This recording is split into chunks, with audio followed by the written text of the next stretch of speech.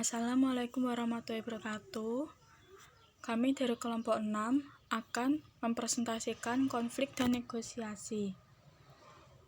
Kelompok 6 itu sendiri terdiri dari saya, Fitri Hermawati, dan teman-teman saya yaitu Hayrujana Ayu, Wafi Yulfa Rojana, dan yang terakhir yaitu Rima Nurdamayanti.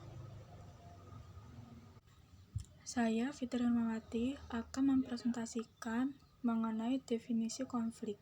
Konflik secara luas sebagai sebuah proses yang dimulai ketika salah satu pihak memandang pihak lainnya telah mempengaruhi secara negatif atas sesuatu hal yang dipedulikan oleh pihak yang pertama. Konflik bisa merupakan sebuah persepsi. Konflik bisa muncul ketika ada perbedaan pendapat dari satu pihak ke pihak yang lainnya. Konflik menggambarkan poin di mana aktivitas yang sedang berlangsung ketika interaksi menjadi ketidakkesepakatan antar pihak. Salah satu pemikiran ilmu menyatakan bahwa konflik harus dihindari, yang mana mengindikasikan kegagalan fungsi di dalam kelompok. Selanjutnya, pandangan interaksionis atas konflik. Pandangan ini mendorong konflik atas dasar bahwa kerjasama kelompok yang harmonis, damai, dan tenang rentan untuk menjadi statis, acuh tak acuh, dan tidak responsif terhadap kebutuhan untuk perubahan dan inovasi.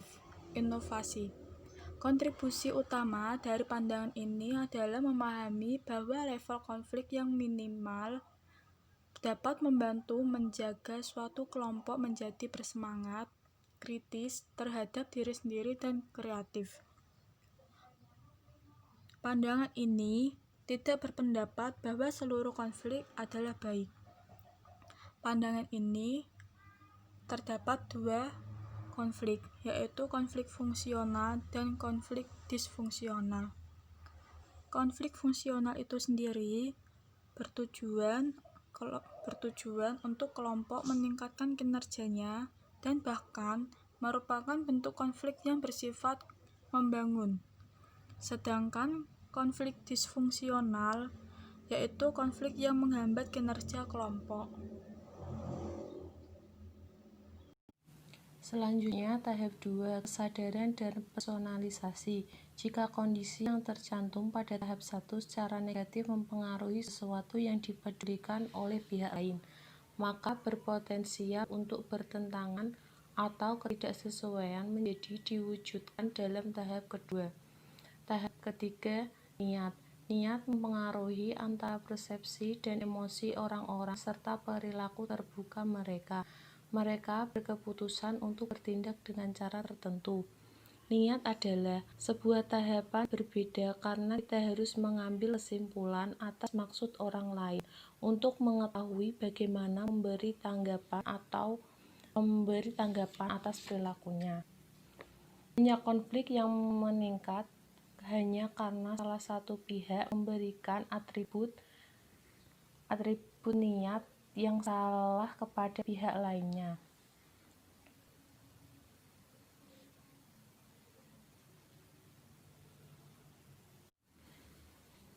Selanjutnya, dengan menggunakan dua dimensi kegotong royongan, kita dapat mengidentifikasi 5 niat dalam menangani konflik, yaitu yang pertama, bersaing, yaitu suatu keinginan untuk memuaskan kepentingan seseorang tanpa memperhatikan dampak timbul konflik terhadap pihak lain.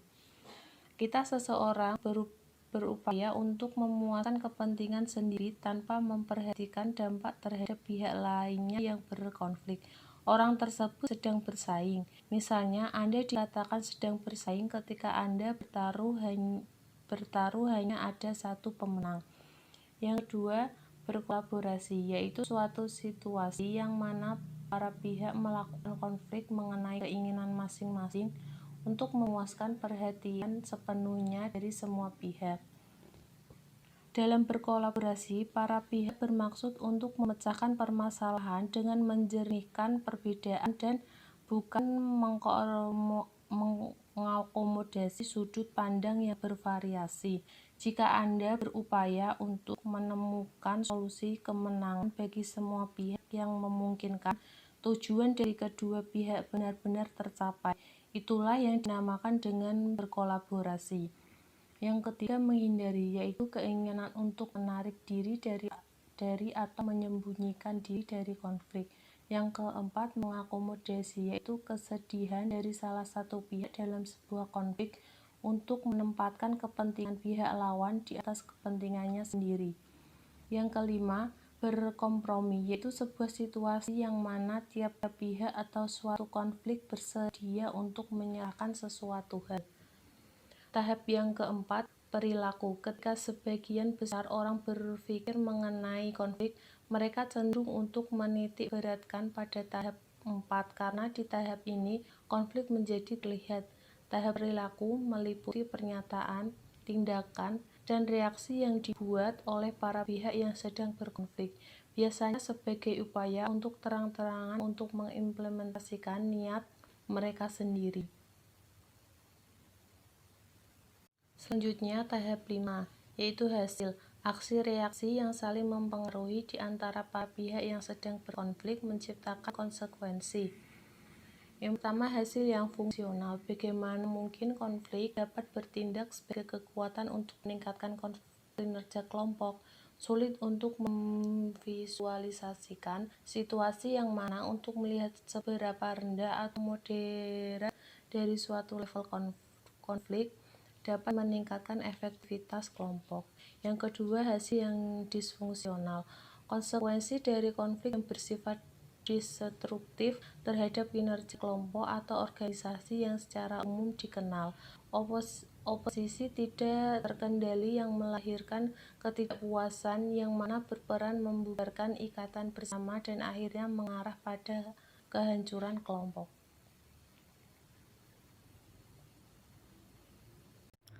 Selanjutnya yaitu negosiasi.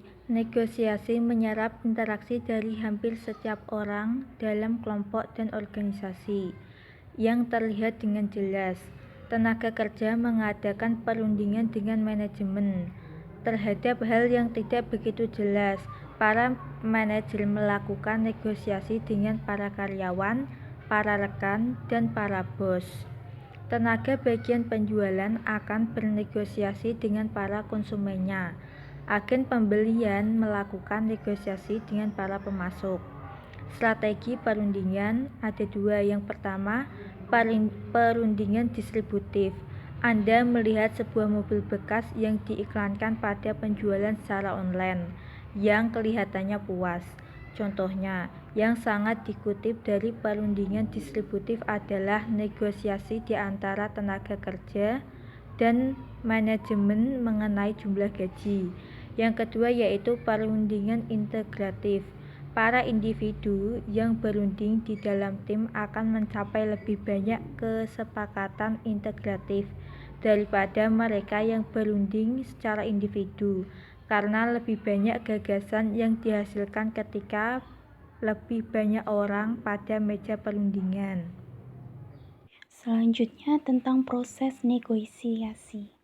Model tersebut memperlihatkan bahwa negosiasi terdiri atas 5 tahap. Yang pertama, persiapan dan perencanaan. Ketika Anda telah mengumpulkan informasi, kembangkan strategi. Kedua, definisi dari aturan yang mendasar. Ketika Anda telah melakukan perencanaan dan mengembangkan sebuah strategi, maka Anda telah siap untuk memulai mendefinisikan dengan pihak lainnya mengenai aturan mendasar dan prosedur dari negosiasi itu sendiri. Yang ketiga, tentang klarifikasi dan pembenaran. Ketika Anda telah saling menukarkan proposal awal, maka Anda dan pihak lain akan menjelaskan, memperkuat, menjernihkan, mendukung, dan membenarkan permintaan mula-mula Anda.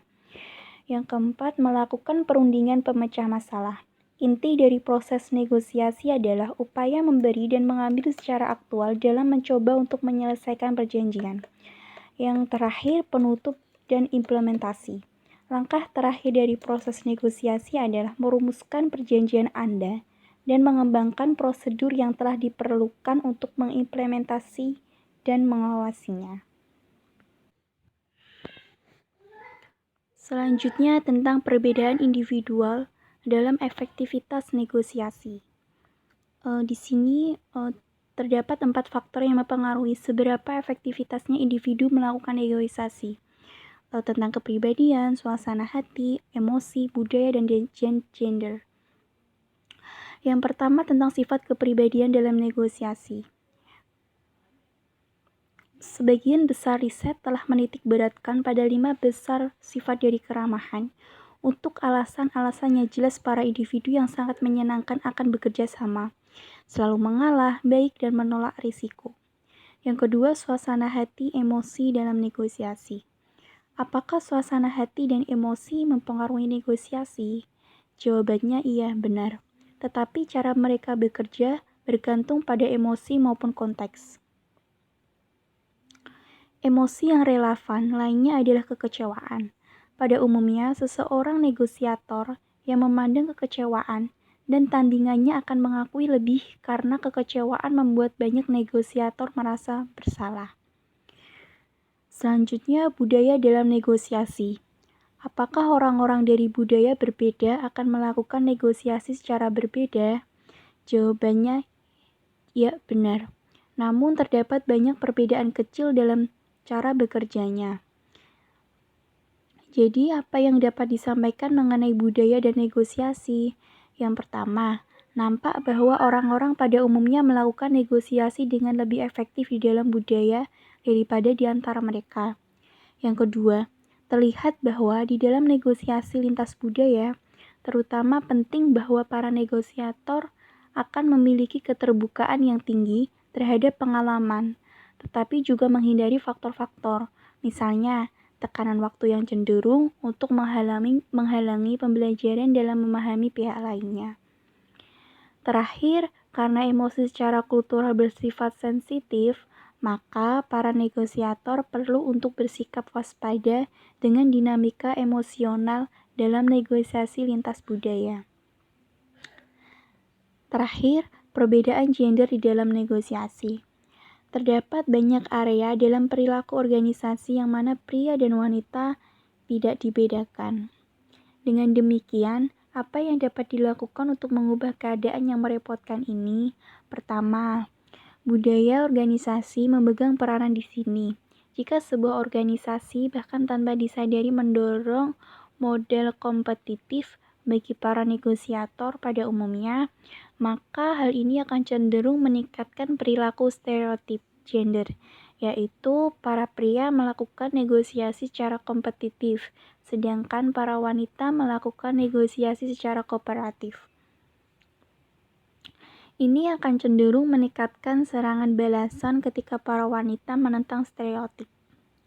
Kedua, pada level individu, para wanita tidak dapat secara langsung mengendalikan stereotip pria dan wanita. Beruntung, stereotip seperti ini telah memudar, namun para wanita dapat mengendalikan perilaku negosiasi mereka sendiri. Selanjutnya, tentang negosiasi dengan pihak ketiga. Menilai peranan dan fungsi dari negosiasi dengan pihak ketiga. Yang pertama itu ada seorang mediator. Apa sih peran dari seorang mediator dari pihak ketiga? Mereka dinegosiasikan dengan menggunakan alternatif pentimbangan, semisal bujukan, saran, dan sebagainya. Para mediator digunakan secara luas dalam negosiasi tenaga kerja, manajemen, dan dalam pertikaian di pengadilan sipil. Yang kedua ada seorang arbitrator. Dia memiliki peranan dengan otoritas untuk mendikte perjanjian. Arbitrase dapat secara sukarela atau diminta oleh pihak atau yang diwajibkan dipaksa terhadap pihak oleh undang-undang atau kontrak. Kelebihan dari arbitrase adalah mediasi. Dia selalu menghasilkan penyelesaian.